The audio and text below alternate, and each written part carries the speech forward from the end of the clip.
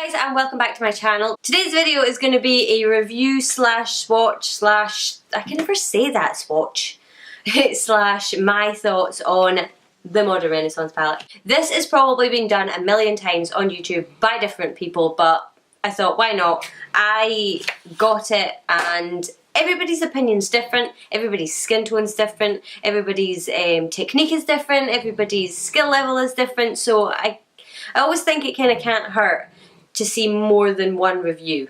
I always, when I go and look at reviews for things, I always go around lots of different places. I go to big YouTubers, I go to little YouTubers, I just search it on Google or search it in the search bar, so yeah, you get the idea.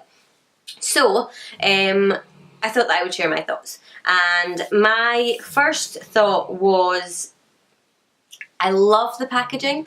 It comes in its little box, just like most palettes do, but the design of the palette is that kind of cardboard magnet closure, and it actually feels really quite sturdy. It's not like a really flimsy kind of palette. The kind of palettes that it reminds me of is the Zoeva palettes and things like that, but they're much, much thinner. This just feels a lot more sturdy. It's quite thick as well, so you kind of feel like there's a lot of protection there for the eyeshadows. Anyway, you open it up and it does have one of these plastic sheets in it, but I hate them. Well, I don't hate them. I like them, but every time I try and go and put it back in, I always end up accidentally gouging, and I've already done it with this one, the shadows and things like that with the corners of it, so normally I just throw them to fuck. But you get this little brush here, which you can just pop out with this little tab. I always did wonder what this little tab was for. But it's just a kind of dual-ended brush. It's nice. I mean, it's not the worst brush I've seen. I do actually kind of like the smaller end. It's quite good for smudging out the lower lash line and things like that. So it's good enough.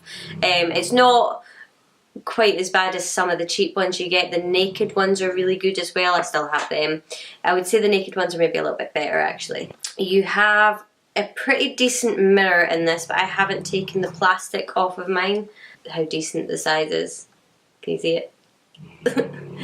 Yeah, I've still got the plastic on mine, but it's a pretty decent size. I think if you wanted to use it for travelling or whatever, it would be really good. The palette comes with 14 different shades, and I think 3 of them are shimmers. Well, you'll see what I mean by the swatches. 2 of them are definitely shimmers. One of them has a very kind of subtle glitter in it, and the rest are matte. With the swatches, what I'll do is I'll take a close-up photo with my camera and I'll insert the swatch somewhere so you can see it up close, and what I'll do is I'll put a swatch with a brush and a swatch with my finger, and I'll live swatch it kind of as best I can here for you just now, just so that you can get the kind of all round. I'll make sure that the brush isn't wet, and I'll make sure that my hand isn't wet, blah blah blah blah. So my overall thoughts on the palette are I absolutely love it. There isn't a shade in here that I don't like. There isn't one that I would say that underperforms to the others. Venetian Red is maybe a little bit patchy. I mean a little bit patchy. But apart from that, no, I can't actually fault it. Let's get into the swatches. And don't mind the back of my hand. When I was trying to decide what lipstick to use for this makeup look, and I do have a tutorial coming up on this makeup look, I put Colourpop what are they called, liquid lipsticks on my hand. Literally 30 seconds they were on there and they won't come off. But anyway, the first one I'll swatch is Tempera, and it's really, really, really close to my skin tone. It's really, really buttery. I mean, shades like this, if you see me looking over here, it's because I have my iMac sitting there, and it's just to make sure that you can actually see the swatch on my hand. Sorry if it gets annoying. That's the shade that I normally use to set my primer down after I've applied it to my lid. The next shade in the palette is Golden Ochre, and this this shade I would say looks like baby poo. All of these are really powdery. Now I don't want to say powdery because they're not powdery. They have a lot of kick up, but they don't feel powdery, and I've just realised if you can hear snoring, that would be my dog. I have an 11.5 stone Newfoundland. She's lying down here somewhere and she's snoring. So yeah, sorry about that. Yeah, so this is Golden Ochre. I would describe it as baby poo. You know, that kind of green baby poo colour you get. I used it as a transition shade in the look I'm wearing right now, and it does, I mean, it doesn't stand out massively by any means, but it just kind of helps pull the look together, I find. The next shade in the palette is Vermeer, and that is it there, and I'll just intensify it a little bit. So that I would describe as a pink champagne. It does have a really nice kind of pinky reflect in it, but as you can see it kind of disappears and just catches the light beautifully. This is a Bon Fresco. Now I've just realised that I've kind of done okay with the names so far. If I pronounce any of them wrong though, do let me know. Not that it's going to make much of a difference, but yeah. Anyway, this is Bon Fresco, and it's a really, really nice... In the pan it looks almost lavender. When you put it on, which is really strange, it actually looks darker. And this is just like a really nice kind of purpley mauvey shade. This one is Antique Bronze, and this is the other one that I kind of want to call a shimmer. But yeah, it's, as you can maybe see, it just catches the light. It's almost like a brown with a bronzy shimmer in it, if that makes any sense. It's like it's got a sort of bronze reflect, but it's not shimmery. It just catches the light and no more, I would say. But yeah, I really, really like that Antique Bronze colour. I just think it's beautiful. I haven't actually used it yet, I don't think. This is Love Letter, and this is, I would call it magenta, for definite. I really like it, and it is a little bit dusty. All of them are a little bit dusty, but if you can see, it's not patchy at all. Now, I know reds are really difficult to formulate, and purples and things like that, but this one is just, it's absolutely stunning, and if you want a really intense magenta purple, this one is just perfect.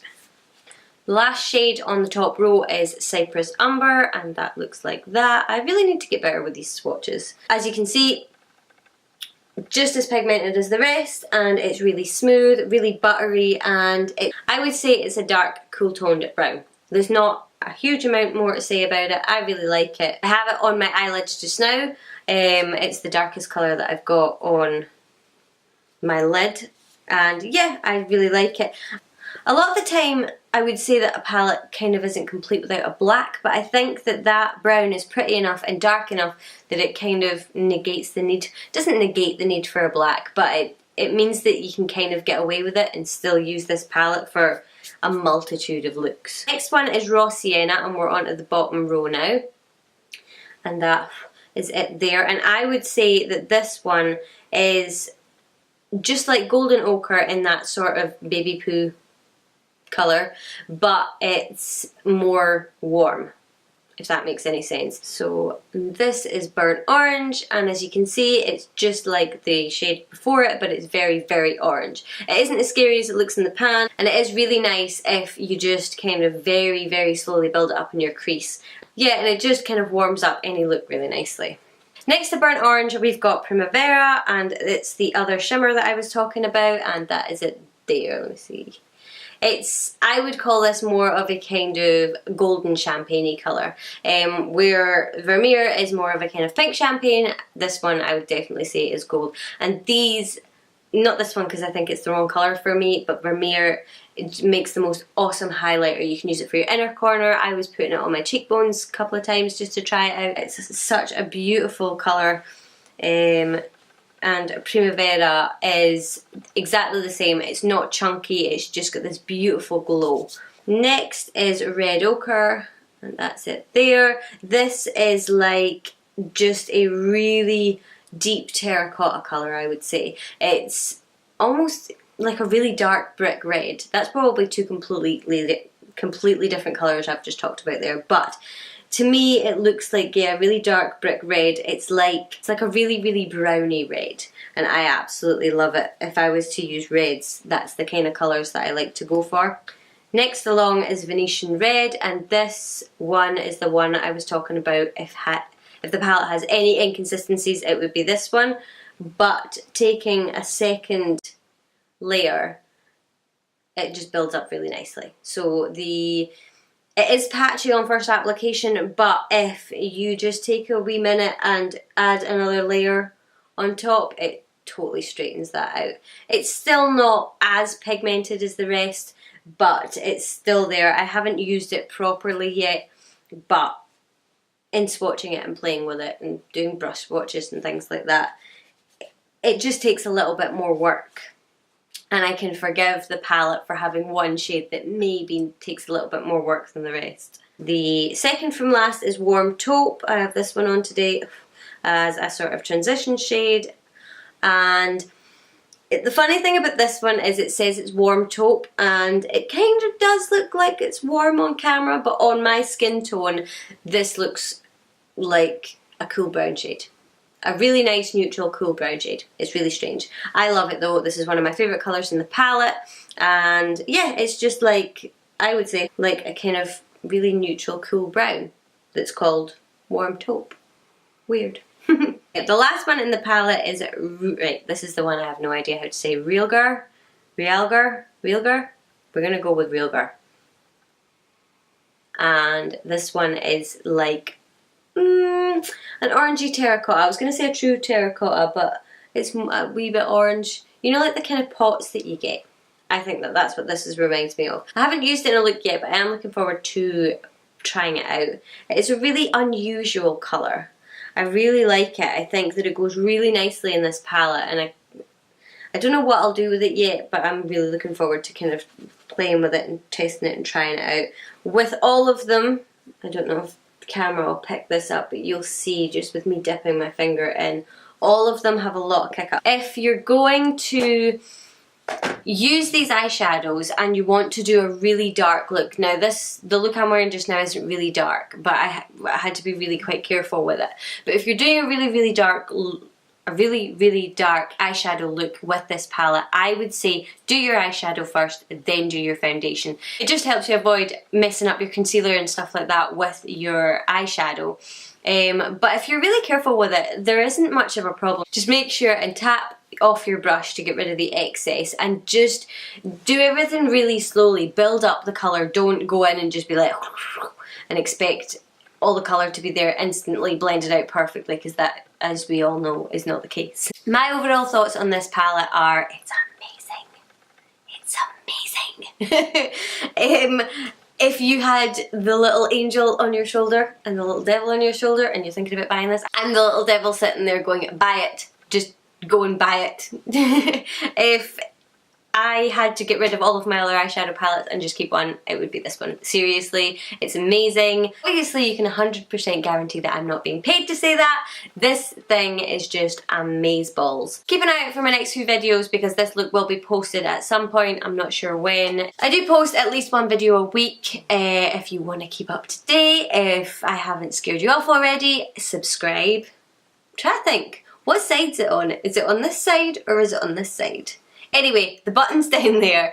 Please subscribe and thumbs this video up if you enjoyed, and let me know what you thought of the palette. Have you got it? Are you thinking about buying it? Is there any other palettes that you think that are worth checking out? You know, because you don't want to spend £30–40 on a palette and it be crap. So any recommendations you guys have, leave them in the comments below, because I would love to check them out. I'm sure everybody else would love to check them out as well. But yeah, so thanks for watching, and hopefully I'll see you guys soon. Bye!